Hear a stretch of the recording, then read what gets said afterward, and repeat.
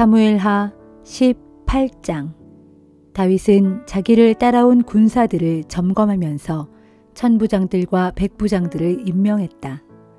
다윗은 자신의 부대를 크게 세 수로 나눈 후 첫째 부대는 요압에게, 둘째 부대는 수르야의 아들이요 요압의 아우인 아비새에게, 셋째 부대는 가드 사람 이때에게 각각 맡겼다. 그런 다음에 부대를 향해 다윗이 말했다. 이번 싸움에는 내가 몸소 여러분들과 함께 출전하겠소. 그러자 모든 사람들이 외쳤다. 안 됩니다. 그러시면 절대 안 됩니다. 저희들이 싸움에 져서 도망친다고 해도 적들은 그것을 대단하게 여기지 않을 것입니다. 그러나 왕께서는 저희들 1만 명보다도 훨씬 더 소중합니다. 그러므로 왕께서는 성 안에 계시면서 저희를 지원하시는 것이 훨씬 낫습니다. 그러자 다윗이 대답했다. 정 그러하다면 여러분들의 뜻에 따르도록 하겠소.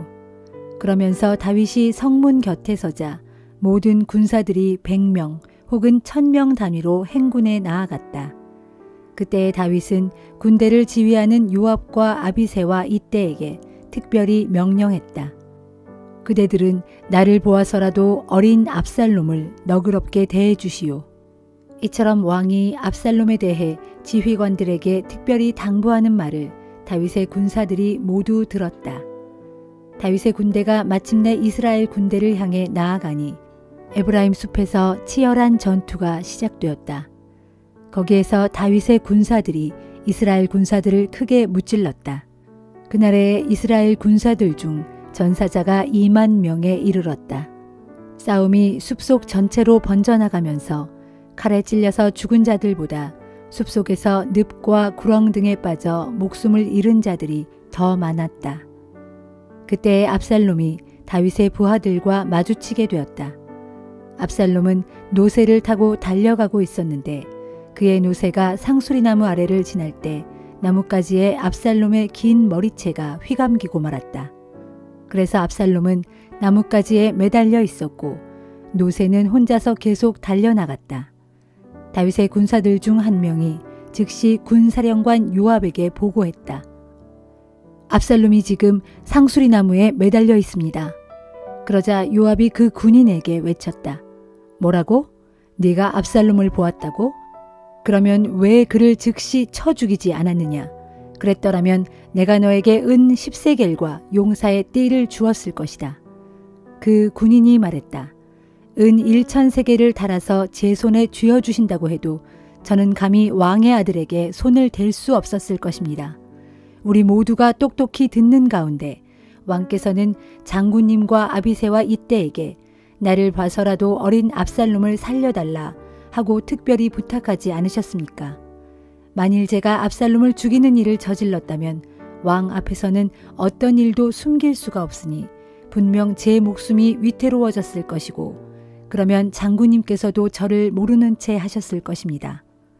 요압이 말했다. 너하고 이렇게 꾸물거릴 시간이 없다. 그러면서 요압은 단창 3자루를 손에 들고 달려가서 아직도 상수리나무에 매달려 있는 압살롬의 심장에 꽂았다. 그러자 요압의 무기를 들고 다니던 젊은 군사 10명이 곧장 뒤따라와 압살롬을 둘러싼 채 그를 쳐서 죽였다. 그런 다음 요압이 나팔을 불어 전투를 그치라는 신호를 보내자 이스라엘 군사들을 뒤쫓던 다윗의 군대는 모든 추격을 멈추었다. 요압의 군사들은 압살롬의 시체를 들어다가 숲속의 큰 구덩이에 던져넣고 그 위로 커다란 돌무더기를 쌓았다. 압살롬은 생전에 왕의 골짜기에 자기 기념비를 미리 세워두었다. 자기 이름을 기억해줄 아들이 아무도 없음을 탄식하다가 스스로 기념비를 세운 것이다. 그가 자기 이름을 따서 세운 그 기념비는 오늘날까지도 압살롬의 기념비라고 불린다. 대제사장 사독의 아들 아히마아스가 군사령관 요압에게 말했다. 제가 당장 왕께로 달려가서 주께서 원수들의 손에서 왕을 구원해 주셨습니다. 하고 소식을 전하겠습니다. 그러자 요압이 그에게 말했다. 안 된다. 오늘은 네가 소식을 전하러 가지 말라. 다른 때라면 몰라도 오늘은 절대로 안 된다. 왕의 아들이 죽었기 때문이다. 요압은 어떤 구스 사람을 불러 말했다. 네가 가도록 하라. 가서 다윗과 함께 네가 본 대로 말씀을 드려라. 그 구스 사람은 요압에게 엎드려 절을 하고 즉시 달려갔다. 그러자 사독의 아들 아히마아스가 요압에게 말했다. 무슨 일을 당해도 좋으니 저 구스 사람을 뒤따라가게 허락해 주십시오. 그러나 요압은 여전히 그를 말렸다. 아히마아스야, 왜 그렇게 나서고 싶어 하느냐? 이번 일은 아무리 잘 전한다 해도 어떤 보상도 돌아올 것이 없다. 그래도 아히마아스가 말했다. 무슨 일을 당해도 좋으니 저를 보내주십시오.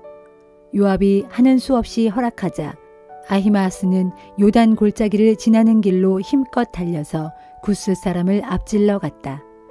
한편 그때의 다윗은 바깥 성문과 안 성문 사이에 앉아 있었고 파수꾼은 성문의 지붕 위에 설치한 전망대에서 먼 곳까지 내려다보고 있었다. 그때 파수꾼은 어떤 사람이 혼자서 급히 달려오고 있는 것을 보았다. 파수꾼이 왕에게 큰 소리로 그 사실을 보고했다. 왕이 말했다. 혼자서 달려오고 있다면 틀림없이 좋은 소식을 가져오고 있을 것이다. 그 사람은 점점 더 성문을 향해 가까이 다가오고 있었다. 그런데 파수꾼은 멀리서 또 한 사람이 달려오고 있는 것을 보고는 문지기에게 큰 소리로 말했다. 또 한 사람이 달려온다. 그러자 왕이 말했다. 그 자도 좋은 소식을 가져오는 것이 분명하다. 파수꾼이 말했다. 앞서 달려오는 자는 대제사장 사독의 아들 아히마아스인 것 같습니다. 왕이 대답했다. 그는 좋은 사람이니 분명 좋은 소식을 가져올 것이다. 마침내 아히마아스가 왕에게 외쳤다. 모든 일이 잘 되었습니다. 그는 왕 앞으로 달려와 엎드려 절을 올린 다음 말했다. 왕의 하나님 주께 찬양을 드립니다. 하나님께서는 왕을 반역한 자들을 왕의 손에 넘겨주셨습니다. 왕이 그에게 물었다. 어린 압살롬은 어떻게 되었느냐? 그는 다치지 않았느냐? 아히마아스가 대답했다.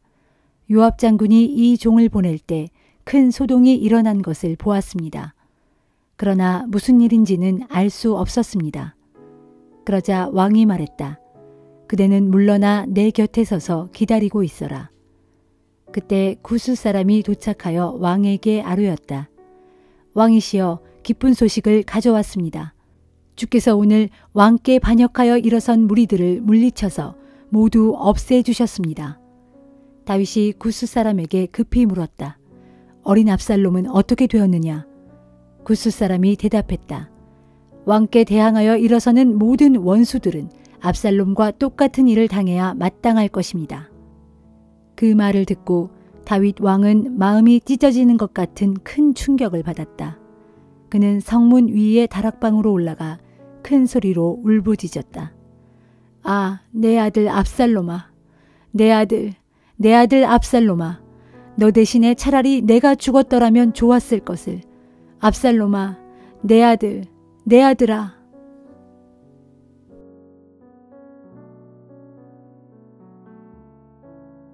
고린도후서 11장. 형제 여러분, 여러분은 이미 그렇게 하고 계시지만 내가 좀 어리석은 말을 하더라도 참고 내 말을 꼭 들어주시기 바랍니다. 하나님께서 질투하시는 하나님이시듯 저 또한 여러분에 대해 질투합니다. 나는 여러분을 한 분이신 남편 그리스도께 인도하겠다고 약속했습니다. 즉 순결한 처녀로서 여러분을 그분께 바쳐 약혼시켰습니다. 하지만 나는 두렵습니다. 하와가 뱀의 간교한 꾀에 빠져 속임을 당한 것처럼 여러분의 마음이 그리스도께 대한 순결하고 신실한 헌신에서 벗어나 부패하게 되지는 않을까 항상 마음을 졸이고 있습니다. 누군가 와서 우리가 가르친 것과 다른 예수를 여러분에게 전해도 여러분은 너무나 쉽게 잘 받아들입니다. 또 여러분은 여러분이 받은 것과 다른 영을 쉽게 받아들이고 여러분이 받아들인 복음과 다른 복음을 전해도 그것을 잘도 받아들입니다. 그러나 나는 저 위대한 사도들보다 조금도 뒤질 것이 없다고 자부합니다. 비록 내가 말재주는 별로 없을지 모르지만 지식에 있어서는 그렇지 않습니다. 이런 사실에 관해 우리는 이미 모든 면에서 여러분에게 분명히 보여주었습니다. 나는 여러분을 높이고 나 자신을 최대한 낮추어 여러분에게 값없이 하나님의 복음을 전했습니다. 그것도 죄가 됩니까? 나는 여러분을 섬기기 위해 다른 교회들로부터 경제적인 지원을 받았습니다. 말하자면 그것은 다른 교회에서 삭슬 빼앗은 셈입니다. 내가 여러분과 함께 지내는 동안 생활이 어려웠지만 여러분 가운데 누구에게도 폐를 끼치지 않았습니다. 그것은 마케도니아에서 온 형제들이 내가 필요로 하는 것들을 공급해 주었기 때문입니다. 나는 모든 면에 있어서 여러분에게 짐이 되지 않으려고 애썼고 그 점은 앞으로도 마찬가지일 것입니다.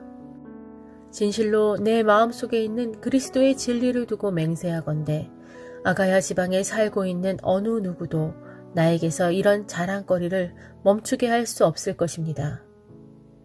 내가 왜 이렇게 하는 것입니까? 내가 여러분을 사랑하지 않기 때문이겠습니까? 결코 아닙니다. 내가 여러분을 사랑한다는 것은 하나님께서 잘 알고 계십니다. 나는 지금 내가 행하는 대로 앞으로도 계속 이렇게 해 나갈 것입니다. 그 까닭은 우리와 같은 방법으로 하나님의 일을 하고 있다고 자랑하고 싶어서 항상 기회를 노리는 사람들에게 그 기회를 없애버리기 위해서입니다. 그런 사람들은 거짓 사도들이고 속이는 일꾼들이고 그리스도의 사도로 가장한 자들입니다. 그러나 알고 보면 그리 놀랄 일도 아닙니다. 사탄도 종종 빛의 천사로 가장합니다. 그렇다면 사탄의 일꾼들도 의의 일꾼인 양 가장한다고 해서 놀랄 일이 아닌 것입니다. 하지만 그들은 결국 자신들의 행위대로 벌을 받을 것입니다. 다시 한번 말합니다. 나를 어리석은 사람으로 생각하지 마십시오. 그러나 만일 여러분이 나를 어리석은 사람으로 생각한다면 나는 어쩔 수 없이 나를 어리석은 사람으로 받아들일 수밖에 없고 그러니 내가 어리석은 사람처럼 자랑을 좀 하겠습니다. 지금 내가 하는 자랑은 주님의 명령을 받고 하는 것이 아니라 그저 어리석은 사람인 양 나 개인이 자랑하는 말에 지나지 않습니다. 많은 사람들이 세상에서 하는 방식으로 육신을 따라 자랑을 하니 나도 그렇게 육신을 따라 자랑을 좀 해보려고 합니다. 여러분은 스스로 지혜롭다고 생각하면서도 어리석은 사람들을 잘도 용납하고 있기 때문입니다. 누가 여러분을 종으로 부려도, 여러분을 착취해도, 여러분을 이용하여 이득을 취해도, 여러분을 업신여겨도, 여러분의 뺨을 때려도 여러분은 잘도 참아줍니다. 부끄럽게도 우리는 너무나 마음이 약해서 차마 여러분에게 그런 짓을 할 수 없습니다. 그러나 만일 누가 무엇을 감히 자랑한다면 나도 어리석은 사람 마냥 충분히 자랑할 수 있습니다. 그들이 히브리 사람입니까? 나도 히브리 사람입니다. 그들이 이스라엘 사람이라고 하던가요? 나도 그렇습니다. 그들이 아브라함 자손입니까? 나도 그렇습니다. 그들이 그리스도의 일꾼이라고 말합니까? 지금 내가 정신 나간 사람처럼 말합니다만 나는 그들보다 더욱더 그리스도의 일꾼입니다. 사실 나는 그들보다 훨씬 더 열심히 일했습니다. 그들보다 더 여러 번 감옥에 갇혔고 그들보다 더 많이 채찍으로 맞았습니다. 심지어 복음을 전하다 죽을 뻔한 적이 한두 번이 아닙니다. 복음을 핍박하는 유대인들에게서 40에서 하나를 뺀 39번의 태형을 5번이나 당했습니다. 채찍으로 맞은 것이 3번이요, 돌로 맞은 것이 1번이고 파선을 당한 것이 3번이며 또한 밤낮 하루를 바다 위에서 이리저리 떠다니며 헤맨 적도 있습니다. 끊임없이 이곳저곳 전도 여행을 다니는 동안 강물의 위험과 강도의 위험과 동족 유대인의 위험과 이방인들의 위험과 도시의 위험과 광야의 위험과 바다의 위험과 거짓 신자들의 위험을 겪었습니다. 뿐만 아니라 힘든 노동에 시달렸고 뜬 눈으로 밤을 지새운 적도 수없이 많았습니다.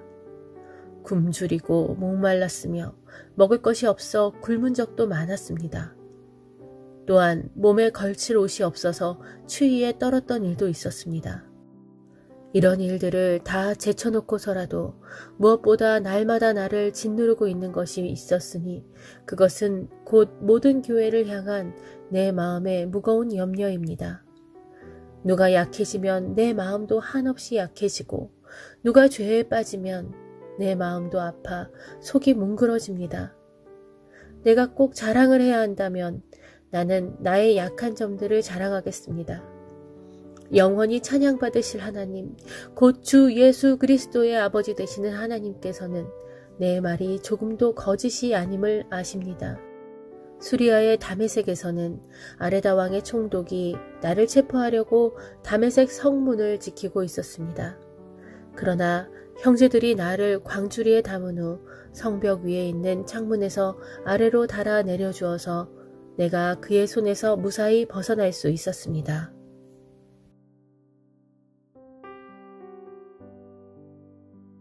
에스겔 25장. 주의 말씀이 내게 또 내렸다. 너 사람아, 너는 암몬 족속이 있는 쪽으로 내 얼굴을 향하고 그들에게 임할 심판을 선포하여라. 너는 암몬 족속을 쳐서 예언하기를 너희는 주 하나님의 말씀을 들어라. 주 하나님께서 말씀하신다. 너희는 내 성소가 짓밟혀 더럽혀졌을 때, 이스라엘 땅이 파괴되어 황폐해졌을 때, 유다 백성이 사로잡혀 포로로 끌려갔을 때 그런 광경들을 보고 말하기를 얼씨구 좋구나, 참으로 잘 되었다 하고 환호성을 질렀다. 그러므로 내가 너희를 동방 사람들의 손에 넘겨주겠다. 그들이 내 땅으로 몰려와 진을 치고 내 땅 가운데 자기들이 살아갈 천막을 칠 것이며 내 땅에서 나는 과일들을 먹고 내 우유를 빼앗아 마실 것이다. 그날에 내가 또 너희의 도성 랍바를 낙타의 방목장으로 만들고 너희 암몬 족속의 땅을 양떼가 누워 쉬는 곳으로 바꾸어 놓겠다. 그때서야 비로소 너희가 나를 주인 줄 알게 될 것이다. 나 주가 말한다. 이스라엘 땅이 대적에게 짓밟혀 황폐해졌을 때 너는 그 광경을 보고 손뼉을 치고 발을 구르며 좋아하였고 온 마음으로 멸시하면서 기뻐하였다. 그러므로 이제 내가 내 손을 너희에게로 뻗어 너희를 다른 여러 민족들의 손에 넘겨주어 그들로 너희 민족을 철저히 약탈하게 할 것이니 그들이 온 땅의 여러 민족들 가운데서 너희를 끊어버리고 온 세상의 문 나라들 가운데서 너희를 멸망시켜 뿌리째 잘라버릴 것이다.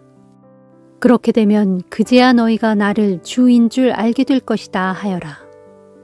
나 주 하나님이 말한다. 모압과 세일이 말하기를 유다 족속도 다른 모든 이방 족속들과 다를 게 아무것도 없다 하는구나. 그러므로 내가 모압 땅의 변방에 있는 여러 성읍들 곧 그 나라의 영광인 베드여시목과 바알모온과 기랴다임을 허물어 버리겠다. 암몬 족속과 마찬가지로 내가 모압 족속도 동방 사람들의 손에 넘겨주어 그 땅을 차지하게 할 것이니 이로써 모압 족속이 더 이상 문 민족들 가운데서 기억되지 않도록 하겠다. 내가 이렇게 모압 족속을 심판하여 그들에게 벌을 내리면 그때서야 비로소 그들이 나를 주인 줄 알게 될 것이다. 나 주 하나님이 말한다. 에돔 족속이 유다 족속을 쳐서 자신들의 원수를 갚았으나 지나치도록 무자비하게 원수를 갚음으로써 크게 죄를 지었다. 그러므로 나 주 하나님이 말한다. 이제 내가 내 권능의 손을 에돔 위에 뻗어 그들을 칠 것이니 내가 에돔 땅에서 사람들과 짐승들을 다 없애버리고 그 땅을 폐허로 만들겠다. 대만에서 드단에 이르기까지 에돔 땅 전역을 황무지로 만들 것이니 그 땅의 사람들이 모두 칼에 찔려 죽을 것이다. 내가 내 백성 이스라엘의 손을 빌려 에돔 족속에게 보복할 것이니 그날에 이스라엘 족속은 나의 분노와 진노에 따라 에돔 족속에게 그대로 보복할 것이다. 이렇게 이스라엘 족속이 나의 분노와 진노에 따라 에돔 족속에게 가차없이 보복하면 그때서야 비로소 에돔 족속은 내가 보복한 줄을 알게 될 것이다. 이는 나 주 하나님의 말이다. 나 주 하나님이 말한다. 블레셋 족속이 옛날부터 이스라엘에 대하여 적개심을 품고 아주 미워하였으므로 마음속에 앙심을 품고 이스라엘 족속을 쳐서 모조리 없애려고 하였다. 그러므로 나 주 하나님이 말한다. 이제 내가 내 권능의 손을 블레셋 족속의 머리 위에 뻗어 그들을 사정없이 칠 것이니 그 땅의 그렛 사람들을 모조리 끊어버리고 해변에 남아있는 자들을 다 없애버리겠다. 그날에 내가 끓어오르는 엄청난 분노로 그들에게 크게 보복할 것이니 내가 그들에게 내 원한을 철저히 갚을 때에 그제야 비로소 그들은 내가 주인 줄 알게 될 것이다.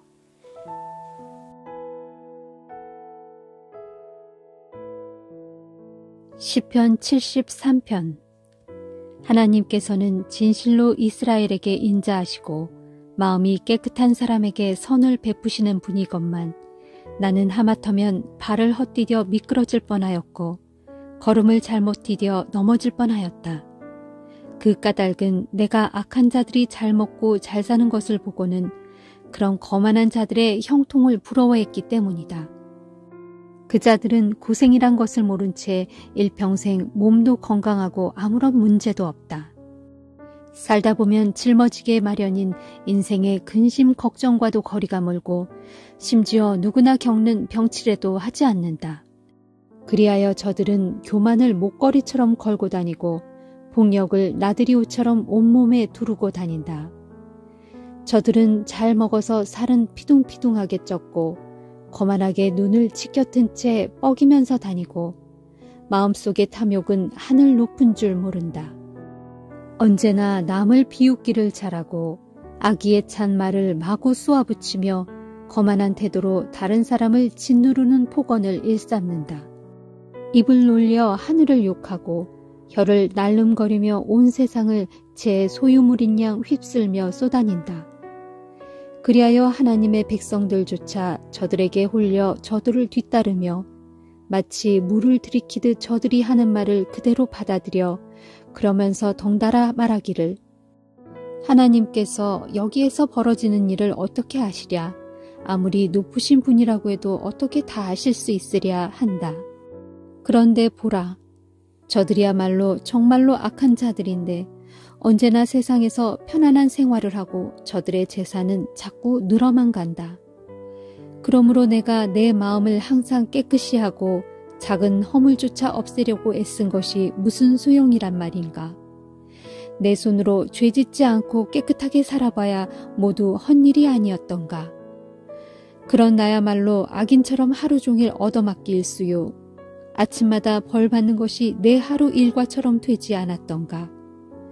그래서 만일 내가 나도 저들처럼 그렇게 살아야겠다 하고 마음 먹었다면 나는 하나님의 자녀와는 거리가 멀게 되었을 것입니다. 나는 이 같은 문제를 놓고 이해해 보려고 애썼지만 내가 풀기에는 너무나 힘든 일이었습니다.